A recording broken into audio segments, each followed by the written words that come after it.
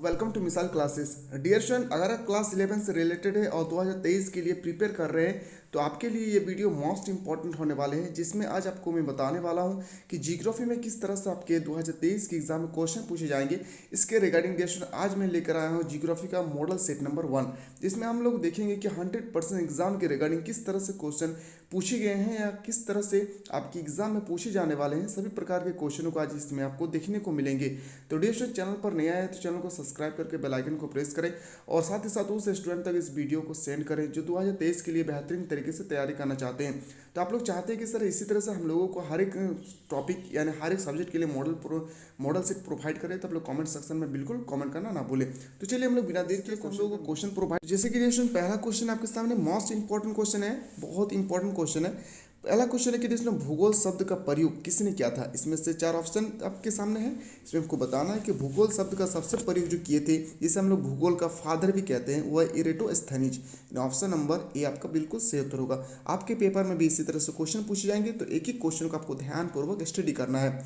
दोदा बेटा चोटी निम्नलिखित में से कौन सी पहाड़ी श्रृंखला में स्थित है। तो पहाड़ का नाम है नीलगिरी। क्या हो जाएगा? नीलगिरी, यानी ऑप्शन नंबर ए इसका सही उत्तर होगा। अगला क्वेश्चन पे आते हैं। नेक्स्ट क्वेश्चन है कि निम्नलिखित में से कौन सी नदी द्रोणी भारत में सबसे बड़ी है। तो सबसे बड़ी जो नदी है वो गंगा नदी है। सबसे चौड़ी अगर पूछा जाए तो ब्रह्मपुत्र। अगर आपसे सबसे लंबी पूछी जाए तो गंगा नदी, और सबसे चौड़ी अगर नदी पूछा जाए तो वो होगा आपका ब्रह्मपुत्र। अगला क्वेश्चन पे आते हैं, क्वेश्चन नंबर 4 पे, कि पृथ्वी की उत्पत्ति से संबंधित ज्वारीय परिकल्पना का प्रतिपादन किसने किया था। तो ज्वारीय प्रतिपादन जो किया था वो है सर जेम्स जीन्स, यानी ऑप्शन नंबर ए आपका सही उत्तर होगा। अगला क्वेश्चन पे आते हैं। अगला क्वेश्चन है क्वेश्चन नंबर 5, पृथ्वी के क्रोड पर कौन से 2 पदार्थ पाए जाते हैं। जो पृथ्वी के क्रोड है इसमें 2 प्रकार के पदार्थ पाए जाते हैं, निकेल और लोहा, यानी ऑप्शन नंबर सी इसका सही उत्तर होगा। अगला क्वेश्चन पे आते हैं। नेक्स्ट क्वेश्चन है क्वेश्चन नंबर 6, निम्नलिखित में से कौन सा स्थान भारत में सबसे ठंडा है। इसमें आपको बताना है कि भारत में सबसे जो ठंडा जगह का नाम है वह है द्रास। याद रखिएगा, द्रास। ऑप्शन नंबर ए आपका राइट आंसर है। अगला क्वेश्चन पे आते हैं, क्वेश्चन नंबर 7, प्रादेशिक भूगोल किस विद्वान द्वारा प्रतिपादित किया गया है। जो प्रादेशिक भूगोल है यानी जियोग्राफी, वह किस विद्वान द्वारा प्रादेपित किया गया है यानी प्रतिपादित किया गया है। उस विज्ञान का नाम याद रखिएगा, कार्ल रिटर। यानी ऑप्शन नंबर बिल्कुल सही उत्तर होगा ए। अगला क्वेश्चन पे आते हैं। नेक्स्ट क्वेश्चन है क्वेश्चन नंबर 8, निम्नलिखित यामांतर में कौन सा भारत का मानव यामांतर है। इसमें बताना है कि क्वेश्चन स्टेटमेंट है, तो याद रखिएगा 72 डिग्री 30 मिनट पूर्व, 82 डिग्री 30 मिनट ईस्ट। इसका बिल्कुल सही उत्तर होगा option number B. Next question पे आते हैं। अगला क्वेश्चन है क्वेश्चन नंबर 9, निम्नलिखित में से कौन सी भू आकृति का निर्माण नदी की अपर्दन किया गया क्रिया द्वारा किया गया है। इस क्वेश्चन का राइट आंसर होगा जॉर्ज, यानी ऑप्शन नंबर ए आपका सही उत्तर होगा। अगला क्वेश्चन पे आते हैं। नेक्स्ट क्वेश्चन है क्वेश्चन स्टूडेंट कि मृदा का सर्वाधिक व्यापक और उपजाऊ प्रकार कौन सा है, यानी सबसे ज़्यादा जो व्यापक और उपजाऊ प्रकार है इसमें आपको बताना है, तो वो होगा जलोढ़ मृदा। याद रखिएगा, सबसे ज़्यादा फसल उगाए जाते हैं इसी मिट्टी पे, जो भारत में 70% एरिया पे पाए जाते हैं। अगला क्वेश्चन आते हैं। नेक्स्ट क्वेश्चन है कि निम्नलिखित में से कौन सा सबसे छोटा महासागर है। तो सबसे छोटा महासागर है क्या? आर्कटिक महासागर। याद रखिएगा, आर्कटिक महासागर सबसे छोटा महासागर है। सबसे बड़ा महासागर पूछा जाए तो प्रशांत महासागर आपका बिल्कुल सही उत्तर होगा। अगला क्वेश्चन है क्वेश्चन नंबर 12, किस राज्य में लोकटक झील स्थित है। आपको बताना है कि कौन से ऐसा राज्य है जहां लोकटक झील स्थित है। तो वो राज्य का नाम है मणिपुर। मणिपुर में लोकटक झील पाए जाते हैं। ऑप्शन नंबर सी आपका सही उत्तर होगा।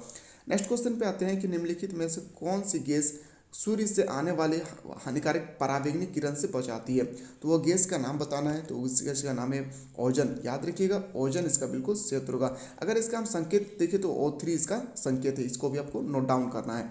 अगला क्वेश्चन है क्वेश्चन नंबर 14, निम्नलिखित में से कौन जयमंडल में सम्मिलित है। इसमें आपको बताना है कि जयमंडल में कौन सम्मिलित है। तो याद रखिएगा, सभी जीव और अजीव, यानी सभी जीव और अजीव इसका बिल्कुल सही उत्तर होगा। याद रखिएगा, जीव मतलब जिसके अंदर जान होती है, अजीव मतलब जिसके अंदर जान नहीं होती है। तो हमारे जीवमंडल में दोनों प्रकार के लिविंग करते हैं, चाहे वो सजीव हो या निर्जीव हो।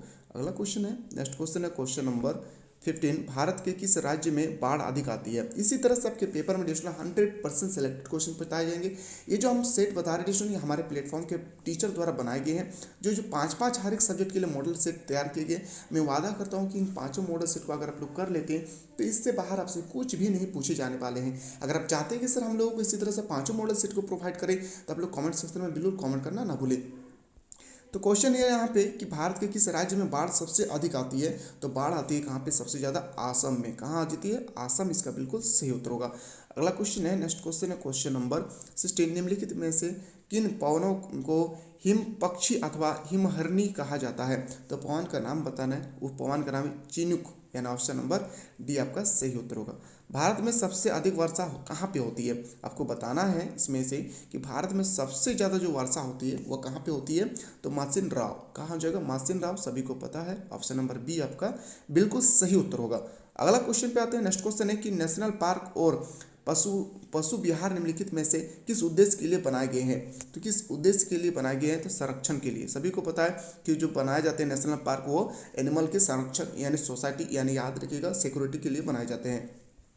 अगला क्वेश्चन है क्वेश्चन नंबर 19 कि निम्नलिखित में से कौन सा भारत का सबसे पड़ोसी देश नहीं है। इसमें बताना है कि भारत का सबसे पड़ोसी देश इसमें से कौन नहीं है। इस क्वेश्चन को जो राइट आंसर होगा थाईलैंड। क्या हो जाएगा, थाईलैंड इसका बिल्कुल सही उत्तर होगा, ऑप्शन नंबर बी आपका राइट आंसर है। अगला क्वेश्चन पे आते हैं क्वेश्चन नंबर 15। क्वेश्चन नंबर 20 है कि निम्नलिखित में से कौन सा कठोरतम खनिज है। इसमें आपको बताना है कि कठोरतम खनिज कौन होगा, तो हीरा। सबसे कठोर धातु जो है याद रखिएगा वह हीरा है, आपको पता होना चाहिए। अगला क्वेश्चन है क्वेश्चन नंबर 21 कि ज्वारी भाटा के निर्माण के लिए कौन सा बल उत्तरदायी नहीं है। इसमें आपको बताना है कि ज्वारी जो भट्टा है इसके निर्माण के लिए कौन सा बल जो है उत्तरदायी नहीं है। तो याद रखिएगा ऑरियोलिस शक्ति, यानी ऑप्शन नंबर डी आपका राइट आंसर होगा। गाइस इसी तरह से आपके पेपर में क्वेश्चन पूछे जाएंगे। मैं उम्मीद करता हूं कि इससे बाहर आपसे कोई भी प्रश्न नहीं पूछे जाने वाले, पर आपसे शर्त है कि 5 मॉडल सेट को जो हमारे प्लेटफॉर्म के टीचर द्वारा तैयार किए गए उस 5 मॉडल सेट को अच्छी ढंग से आपको स्टडी करना है। चलिए अगला क्वेश्चन पे आते हैं क्वेश्चन नंबर 22। सिमलीपाल जीवमंडल निश्चय निम्नलिखित में से किस राज्य में स्थित है, यानी सिमलीपाल राष्ट्रीय उद्यान किस राज्य में स्थित है। तो सिमलीपाल उड़ीसा में स्थित है, याद रखिएगा सिमलीपाल जो है उड़ीसा राज्य में स्थित है। अगला क्वेश्चन पे आते हैं। नेक्स्ट क्वेश्चन है कि निम्नलिखित प्रकार के बादलों में से आकाश में सबसे ऊंची बादल कौन सा है, यानी आपको बताना है कि इसमें से सबसे ऊंची बादल कौन सी है। सबसे ऊंची बादल होगा पक्षाब, याद रखिएगा पछाब, ऑप्शन नंबर ए आपका सही उत्तर होगा। इन बादलों को ऑप्शन नंबर ए आपका बिल्कुल सही उत्तर हो जाएगा। अगला क्वेश्चन पे आते हैं। क्वेश्चन नंबर 24 है कि भूकंप किस प्रकार की प्राकृतिक आपदा है। जो भूकंप है वो आपको पता है कि भौमिक आपदा है, यानी ऑप्शन नंबर बी आपका राइट आंसर होगा। उम्मीद करते हैं स्टूडेंट कि आपके पेपर में इसी तरह से क्वेश्चन पूछे जाएंगे, तो एक एक क्वेश्चन को अपनी कॉपी पे आपको नोट डाउन करना है। क्वेश्चन नंबर आते हैं 25। चुनाव पत्थर का रूपांतरिक रूप है। इसमें आपको बताना है कि चुनाव पत्थर का रूपांतरिक रूप क्या है। तो संगमरमर इसका बिल्कुल सही उत्तर होगा, यानी मार्बल इनका राइट आंसर होगा। नेक्स्ट क्वेश्चन है क्वेश्चन नंबर 26 कि निम्नलिखित में से कौन सा अत्यधिक सूखा प्रभावित क्षेत्र है। इसमें आपको बताना है कि सबसे अधिक सूखा प्रभावित क्षेत्र कौन सा है। तो गुजरात का कच्छ जिला, यानी ऑप्शन नंबर ए आपका बिल्कुल सही उत्तर हो जाएगा। अगला क्वेश्चन पे आते हैं कि दिए गए मानचित्र में कौन सी नदी दर्शाई गई है। दिए गए मानचित्र में कौन सी नदी दर्शाई गई है। तो डिस्ट्रेंट आपको बताना है इसमें से कौन सी नदी। मानचित्र से रिलेटेड 2 क्वेश्चन आपके पेपर में पूछे जाएंगे, तो मैं मानचित्र से रिलेटेड मैप से रिलेटेड एक सेपरेट सा वीडियो आप लोगों के लिए अपलोड करूंगा डिस्ट्रेंट, जिसमें मैं बताने वाला हूँ कि आपसे मानचित्र यानी आपके मैप से किस तरह से क्वेश्चन पूछे जाएंगे A to Z उसमें मैं बताने वाला हूँ। चाहते हैं कि इसी तरह से हम लोग को इन्फॉर्म करते रहें, तो आप लोग बिल्कुल चैनल को सब्सक्राइब करने ना भूलें। तो और ज़्यादा से ज़्यादा उस स्टूडेंट तक इस वीडियो को सेंड करें जो 2023 के एग्जाम के लिए बेहतरीन तरीके से तैयारी करना चाहते हैं। क्वेश्चन है डिस्ट्रेंट की मानचित्र में कौन सी नदी दर्शाई गई है। तो उस नदी का नाम है नर्मदा नदी। क्या हो जाएगा, नर्मदा नदी, ऑप्शन नंबर सी आपका सही उत्तर होगा। अगला क्वेश्चन पे आते हैं कि निम्नलिखित में से कहाँ पर दिन तथा रात सबसे बड़ा होती है। इसमें आपको बताना है कि दिन और रात सबसे बड़ा जो होती है वह ध्रुव पे होती है। कहाँ पे, ध्रुव, इसका बिल्कुल सही उत्तर होगा, option number C. Next question पे आते हैं क्वेश्चन नंबर 29। भारत के रेखा मानचित्र में दिए गए मरुस्थल की पहचान कीजिए। मरुस्थल की पहचान करना है, तो याद रखिएगा उस मरुस्थल का नाम है क्या, थार मरुस्थल। ऑप्शन नंबर सी आपका बिल्कुल राइट आंसर होगा। नेक्स्ट क्वेश्चन है क्वेश्चन नंबर 30। इनमें से कौन सा कारक मृदा निर्माण का जैविक कारक है, तो जैविक कारक बताना है तो वह वनस्पति, या ऑप्शन नंबर सी आपका बिल्कुल राइट आंसर है। अगला क्वेश्चन पे आते हैं, क्वेश्चन नंबर 31। कपास की कृषि के लिए सबसे अधिक उपयुक्त मृदा कौन सी है? कपास की खेती के लिए यानी कॉटन के उपजाऊ के लिए सबसे ज़्यादा जो मृदा का पाया जाता है वह है काली मिट्टी। ऑप्शन नंबर बी आपका राइट आंसर है। नेक्स्ट क्वेश्चन पे आते हैं, क्वेश्चन नंबर 32। निम्नलिखित में से कौन प्राकृतिक आपदा नहीं है? इसमें आपको बताना है कि प्राकृतिक आपदा नहीं है परमाणु विस्फोट। परमाणु विस्फोट जो है एक मानव निर्मित आपदा है। ऑप्शन नंबर डी आपका बिल्कुल सही उत्तर हो जाएगा। नेक्स्ट क्वेश्चन है question number 33।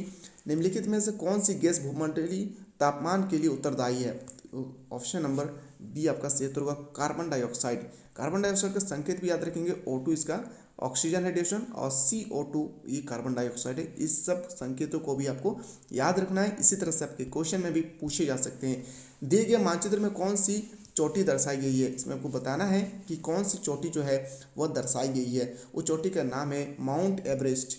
Option number C आपका बिल्कुल सही उत्तर होगा। सो स्टूडेंट, आप चाहते हैं कि सर हम लोगों को एक मैप से रिलेटेड जो क्वेश्चन आप पेपर में पूछे जाने वाले हैं, मैप से रिलेटेड एक क्वेश्चन करवाइए, तो आप लोग बिल्कुल कमेंट सेक्शन में कमेंट करना ना भूलें। मैं 100% स्टूडेंट वो क्वेश्चन आप लोगों को मैप से रिलेटेड में बताने की कोशिश करूंगा जो आपके पेपर में डायरेक्टली पूछे जाने वाले हैं। तो आप चाहते हैं कि सर इसी तरह से हम लोगों को मैप से रिलेटेड क्वेश्चन प्रोवाइड करें, तो आप लोग कमेंट सेक्शन में बिल्कुल कमेंट करना ना भूलें। अगला क्वेश्चन पे आते हैं कि महाद्वीपीय विस्थापन सिद्धांत का प्रतिपादन किसने किया है? तो इसका प्रतिपादन किया था वेगनर, यानी ऑप्शन नंबर बी आपका सही उत्तर हो जाएगा। तो स्टूडेंट, आपके पेपर में 70 क्वेश्चन होंगे, यानी 35 क्वेश्चन होंगे जो 2 मार्क्स के होंगे यानी 70 मार्क्स के, और 30 नंबर के आपके होंगे यानी प्रैक्टिकल।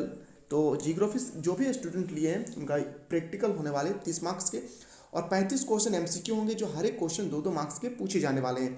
तो स्टूडेंट, हम लोग इसी तरह से एक और न्यू सब्जेक्ट में मिलते हैं। तब तक के लिए जय हिंद, जय भारत, वंदे मातरम।